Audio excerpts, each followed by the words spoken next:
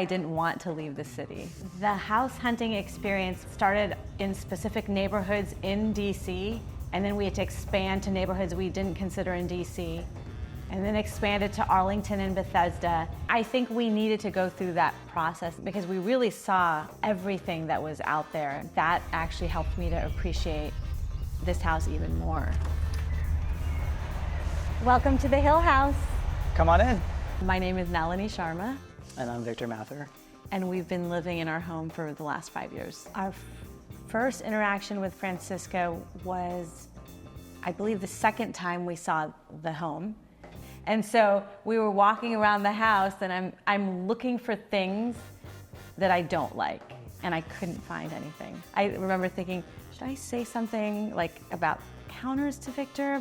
But I like the counter. Should I say something about, the cabinets?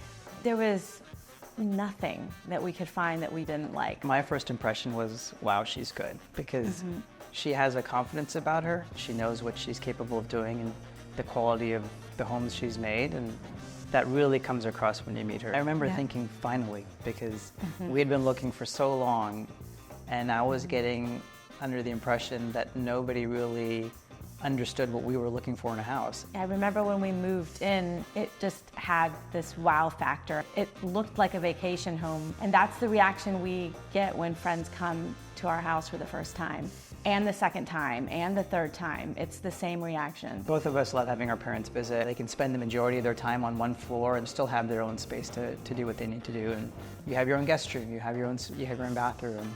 It's made things so much easier. Having the space is really nice too with 3 kids, so I think it makes us enjoy our kids even more because there's space for everyone to spread out a little bit. Yes. And you're not living one on top of another like we were in the city. We didn't realize how difficult it was when we lived in Washington, D.C.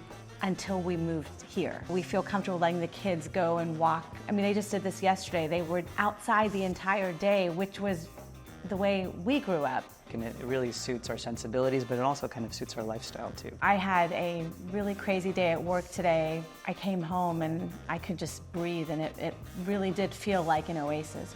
It's very different from when we lived in our row house in DC. We didn't spend that much time at home, and I think part of it was because there wasn't a tremendous amount of light in our house, and it didn't feel as warm and welcoming as our home feels to us now. I think that comes from Francisco's choice of materials, right? Because it's not just concrete and glass. There's a lot of wood and softer materials and a lot of different colors and hues that are used to create that warmness. At that time, there were no houses like this one.